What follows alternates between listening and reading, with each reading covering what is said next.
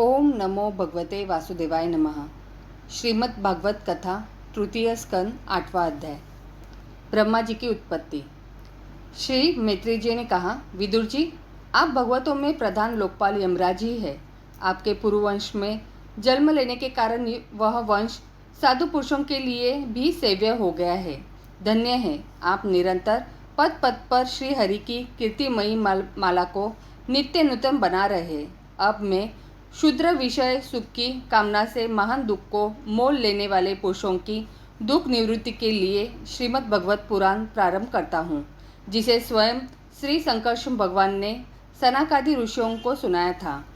अखंड ज्ञान संपन्न आदिदेव भगवान संकर्षण पाताल लोक में विराजमान थे। सनत कुमार आदि ऋषियों ने उनसे परम पुरुषोत्तम ब्रह्म का तत्व जानने के लिए उनसे प्रश्न किया। उस समय शेष जी अपने आश्रय स्वरूप उन परमात्मा की मानसिक पूजा कर रहे थे, जिनका वेद वासुदेव के नाम से निरूपण करते हैं।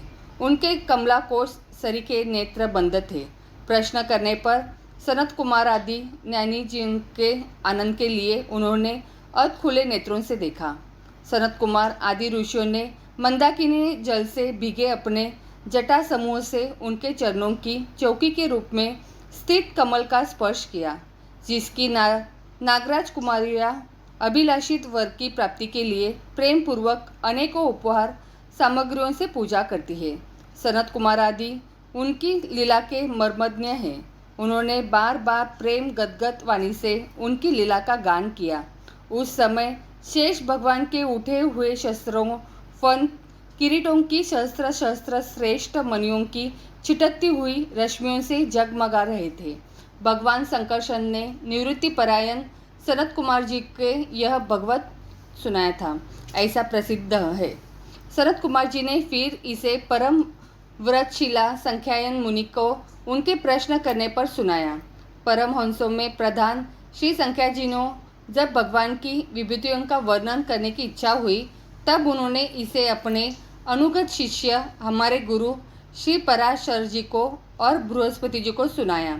इसके पश्चात परम दयालु पराशर जी ने पुलत्स्य मुनि के कहने से वह आदि पुराण मुझसे कहा। वत्स, श्रद्धालु और सदा अनुगत देखकर अब वही पुराण मैं तुम्हें सुनाता हूँ।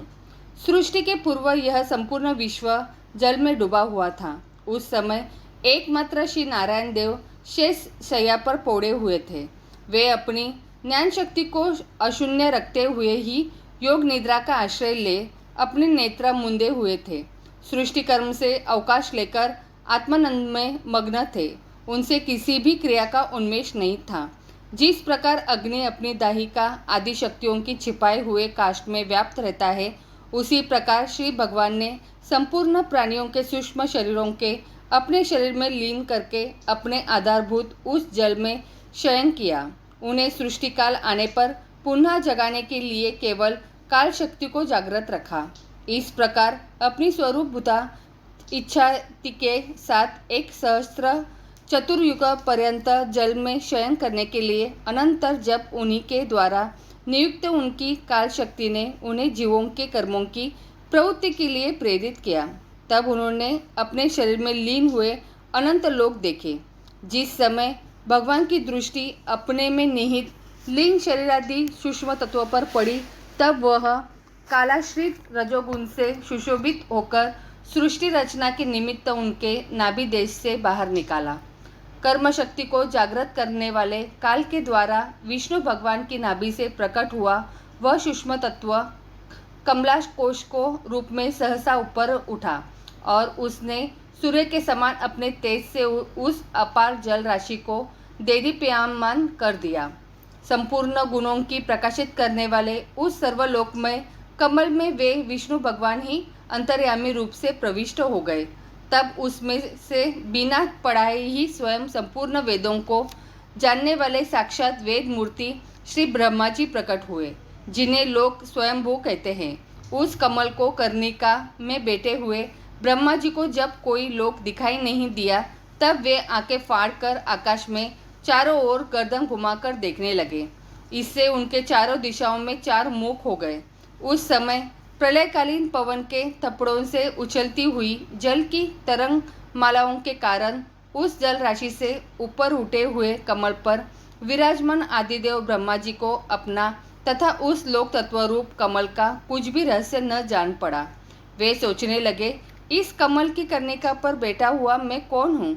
यह कमल भी बिना किसी अन्य आधार के जल में कहाँ से उत्पन्न हो गया? इसके नीचे अवश्य कोई ऐसी वस्तु होनी चाहिए जिससे आधार पर यह स्थित है। ऐसा सोचकर वे उस कमल की नाल के सूक्ष्म छिद्रों में होकर उस जल में घुसे, किंतु उस नाल के आधार को खोजते खोजते नाभि देश के समीप पहुंच जाने पर भी वे उसे पा न सके।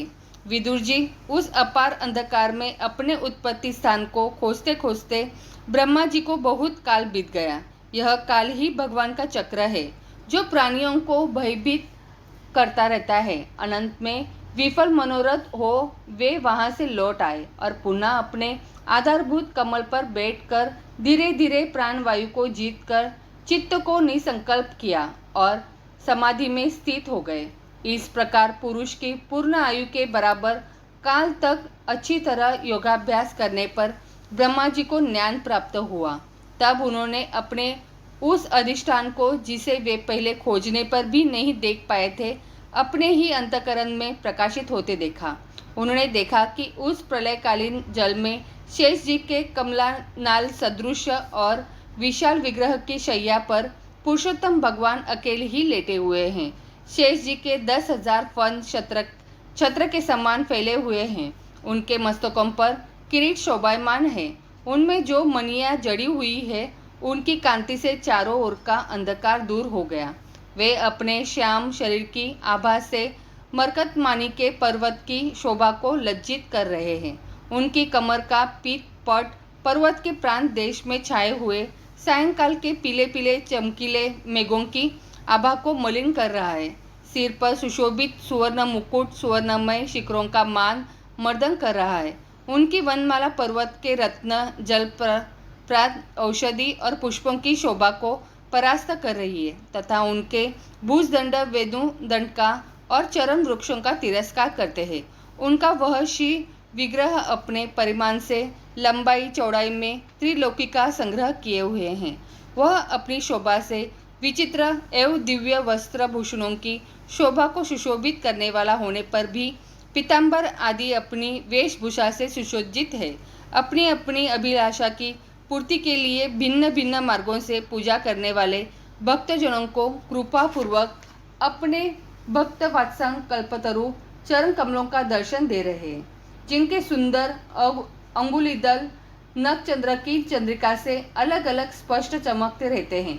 सुंदर नासिका, अनुग्रह वर्षी भौवे, कानों में झिलमिलाते हुए कुंडलों की शोभा, बिंबा फल के समान लाल लाल अंधरों की कांति एवं लोक तिरहारी मुस्कान से युक्त मुखारविंद के द्वारा वे अपने उपासकों का सम्मान अभिनंदन कर रहे। वत्स उनके नितबंध से कदम कुसुम की केसर के समान पीत वस्त्र और सुवर्णमयी मेखला सुशोभित है तथा वत्सल में अमूल्य हार और सुनहरी रेखा वाले श्री वत्स चिन्ह की अपूर्व शोभा हो रही है। वे अव्यक्त मूल चंदन वृक्ष के समान महामूल्य केयूर और उत्तम उत्तम मणियों से सुशोभित उनकी विशाल भुजदंड ही मानो उसकी सहस्त्रों शाखाएं हैं और चंद के वृक्ष में जैसे बड़े बड़े सांप लिपटे रहते हैं, उसी प्रकार उनके कंधों को शेष जी के फनों ने लपेट रखा है। वे नागराज अनंत के बंधु श्री नारायण ऐसे जान पड़ते हैं मानो कोई जल से घिरे हुए पर्वतराज ही हो। पर्वत पर जैसे अनेकों जीव रहते हैं, उसी प्रकार वे संपूर्ण चराचर के आश्रय है। शेष जी के फनों पर जो सहस्त्रों मुकुट है, वे ही मानो उस पर्वत के सुवर्ण मंडित शिखर है तथा वक्षस्थल में विराजमान कौस्तुभ भानी उसके गर्भ से प्रकट हुआ रत्न है। प्रभु के गले में वेद रूप भारों से गुंजायमान अपनी कीर्तिमयी वनमाला विराज रही है। सूर्य, चंद्र, वायु और अग्नि आदि देवताओं की भी आप तक पहुँच नहीं है तथा त्रिभुवन में बेरोक टोक विचरण करने वाले सुदर्शन चक्रादि आयुधि भी प्रभु के आसपास ही घूमते रहते हैं। उनके लिए भी आप अनंत दुर्लभ है। तब विश्व रचना की इच्छा वाले लोक विधाता ब्रह्मा जी ने भगवान के नाभि सरोवर से प्रकट हुआ वह कमल, जल, आकाश, वायु और अपना शरीर, केवल ये 5 ही पदार्थ देखे। इनके सिवा और कुछ उन्हें दिखाई न दिया। रजोगुण से व्याप्त ब्रह्मा जी प्रजा की रचना करना चाहते थे। जब उन्होंने सृष्टि के कारण रूप केवल ये 5 ही पदार्थ देखे, तब लोक रचना के लिए उत्सुक होने के कारण वे अचिंत्य गति श्रीहरि में चित्त लगाकर उन परम पूजनीय प्रभु की स्तुति करने लगे। आगे की कथा अगले अध्याय में। तो बोलो प्रेम से राधे राधे।